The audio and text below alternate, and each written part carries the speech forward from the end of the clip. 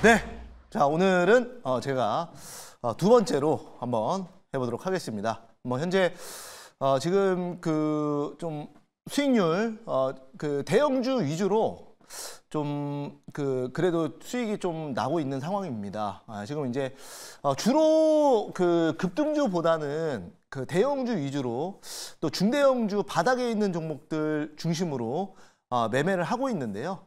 저도 이제 그 급등주도 물론 잘합니다. 하지만 이제 좀 이제 스타일마다 이제 전문가마다 스타일이 좀 다 다르니까 저는 이제 생쇼에서는 조금 그 눌려 있는 종목이나 아니면 스윙 종목 위주로 매매를 한다라는 거 좀 말씀드려보도록 하겠습니다. 자, 그러면 포트 보면서 한번 말씀 한번 드려볼게요. 자, 보시면은 보시면은 이제 주로 그 대형주 위주로 좀 많이 편입이 되어 있습니다. 그래서 지금 현재 좀 잘 나가고 있는 거는 조선주, HD 현대미포가 한 25% 정도, 거북이처럼 느린 종목이지만 그래도 이제 차곡차곡 상승이 쌓여서 그래도 거의 25% 가까이 수익이 나 있고요. 삼성전자도 오늘도 조금 올라가고는 있는데 현재는 이제 87,700원 기록을 하고 있습니다.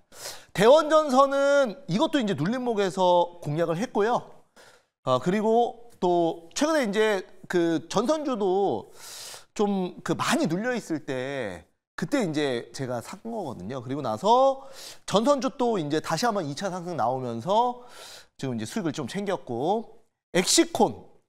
이제 이번에 엑시콘 조금 말씀을 좀 드려보면, 엑시콘 잠깐만 볼게요, 엑시콘. 네. 지금 차트는 엑시콘하고 그 다음에 어제 편입한 에코프로비엠 볼 건데요. 네.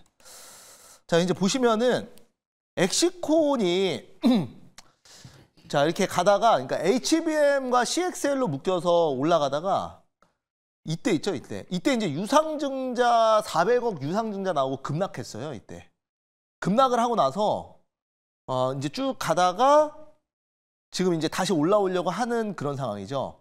그런데 이번에 유증이 결정이 됐습니다. 네.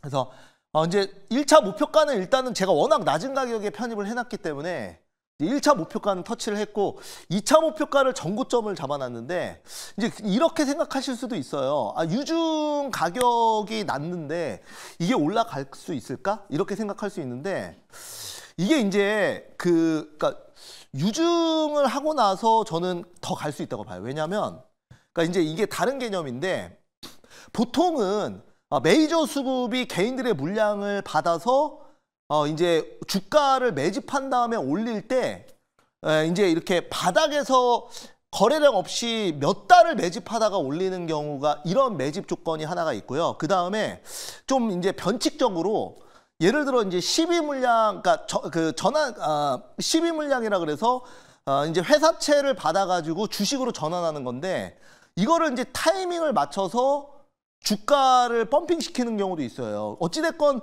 그 주가를 올리려면은 그 물량을 이제 굉장히 많이 갖고 와야 되는데, 이걸 아예 그냥 기간으로 깔아서 매집을 하거나, 아니면 12물량을 그냥 한 번에 갖고 오거나, 아니면 유상증자로도 개인들의 물량을 뺏는 방법이 있는데, 그게 뭐냐면 일반 공모를 해가지고 그 다음에 이제 개인들이 그 일반 청약을 안 하면 실권주가 나오거든요. 그 실권주를 받아가지고 그걸로 매집한 다음에 올리는 경우도 있어요. 근데 이제 제가 봤을 때는, 제가 이제 엑시콘 2차 목표가까지 보는 이유가 이제 그런 형식으로 진행되지 않을까라는 생각을 하고 있어요, 제가 지금. 그래서 엑시콘 한번 보도록 하겠고, 방송이라 너무 이런 쪽으로 좀 자세한 얘기는 이 정도로 하고요. 그 다음에 이제 에코프로 BM. 자, 에코프로 BM 보시면은 이거는 이제 단기로 매수한 건 아닙니다. 단기로 매수한 건 아니고 좀 천천히 볼 것이다. 지금 여러분들 지금 CPI 발표를 앞두고 있지 않습니까? 그래서 지수에 영향을 주는 종목들은 어쩔 수 없이 CPI 발표 전에 약할 수밖에 없어요. 왜냐하면은 시장의 경계감이 계속 있거든요. 그래서 CPI 발표하고 나서 지금 이제 주가를 본다, 주식을 본다, 이런 개념이에요. 그래서 지금 이제 급등하는 것들은 대부분이 현재 이제 개별주로, 그러니까 지수에 크게 영향을 안 주는 종목들 위주로 급등을 하고 있고, 중대형주는 조금 그 지지부진한 게, 그리고 거래량이 많이 안 터지는 게 지금 그런 경계감이 좀 있다 보니까, 그러니까 결과 보고가 가려고 그런 상황이다, 이렇게 말씀드리겠습니다. 그래서 에코프로 BM도 제가 이제 2차 전지는 오히려 저점에서 담아두면 한번 차익할 기회가 있을 것이다. 스윙 관점으로 넣었으니까요. 좀 지켜보도록 하겠습니다. 자, 그러면 오늘 신규 종목 한번 가보도록 할게요. 자, 이제 제가 오늘장 한마디에 대중과 반대로 투자하자라는 말씀을 드렸는데, 이제 이게 그러니까 이제 바꿔 말하면은 결국은 주가는 주식은 아예 공포에 사는 건데, 그게 이제 무조건 떨어졌을 때 공포가 아니라 이제 우리 또 뭐 돌파매매 잘하시는 노가민 매니저님처럼 아예 개인들이 사기 어려운 자리가 오히려 안전한 자리일 수도 있거든요. 왜냐하면 개인들은 매수를 못하고 오히려 이제 갖고 있는 사람들이 차익하면서 날아가는 자리, 아예 놓거나 아니면 아무도 관심 없거나. 그러니까 어중간한 주식은 사실은 조금 가기가 어려워요. 그러니까 개인들이 사기 편한 자리는 가기가 어렵다고 저는 생각을 해요. 그러니까 저는 이제 이거는 조금 이제 반대로 가는 거고요. 그래서 이제 종목 한번 볼게요. 그런 관점에서 제가 오늘 종목 볼 건데요. 지금 이제 좀 관심이 좀 떨어졌을 때 한번 편입 한번 해볼게요. 현재가 9,210원에 넥스티를 한번 편입을 한번 해보도록 하겠습니다. 자, 이제 이거를 그 편입을 하는 이유는 이제 영일만 관련주가 그 이제 6월달 초에 굉장히 핫했는데요.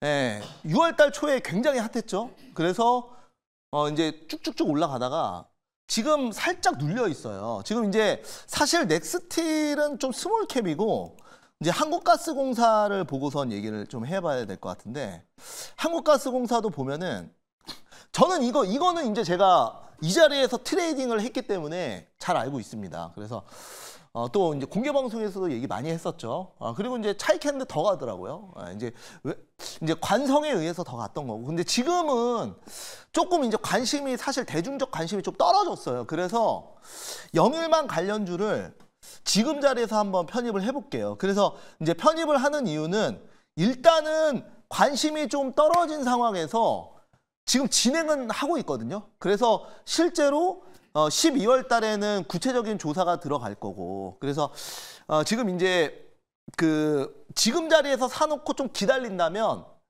다시 한번 내용이 나오면서 이제 급등하면 1차 목표가 터치할 수 있다라는 관점에서 2차 목표가는 이제 다시 주도주 느낌으로 이제 다시 한번 광기가 올라와야 되는 거고, 그런 관점에서 저는 보고 있고요. 그래서 이제 우리가 그 초전도체로 유명했었던 신성 델타테크 한번 차트를 한번 볼게요. 이 종목이요.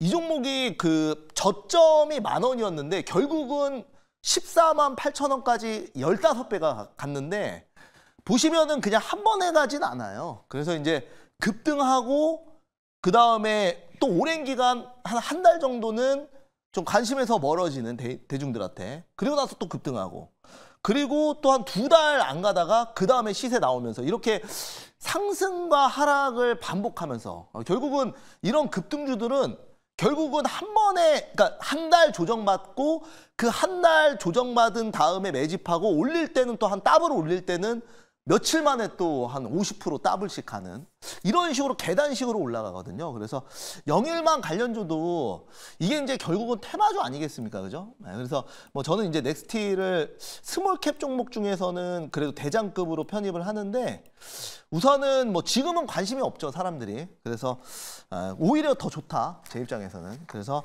관심 없을 때 편입해놓고, 뭐 단타로 산 건 아니겠죠, 당연히. 오늘 변동성 없으니까. 그래서 한 2주에서 한 달 정도 한번 기다려 보도록 하겠습니다. 자, 여기까지 말씀드렸고요. 질문 한번 받아볼게요. 네, 제가 질문을 해보도록 하겠습니다.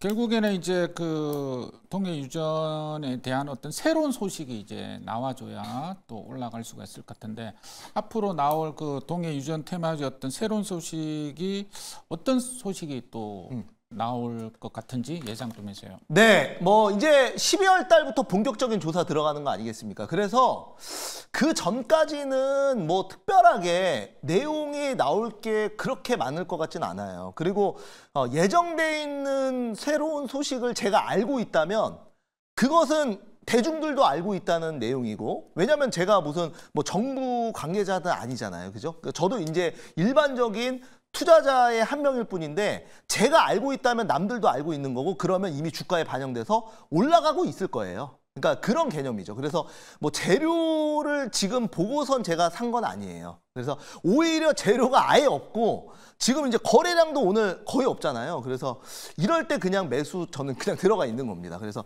충분히 뭐 좀 빠질 만큼 빠졌고, 그 다음에 어차피 뭐 악재 나올 것도 없고요. 그래서 그런데 이제 지금은 이제 악재 나올 것도 없고 내용도 지금은 답보 상태고 거래량도 없기 때문에 빠지면은 거의 안 빠지고, 이런 상황에서 조금이라도 이제 뉴스가 나오면 급등할 수 있다라는 거죠. 네, 그런 개념에서, 그리고 또 시장 안 좋으면 그냥 뉴스 없이도 저는 한번 반발 매수세로 올라올 수 있다고 보고 매수하고 좀 여유 있게 한번 기다려 보도록 하겠습니다.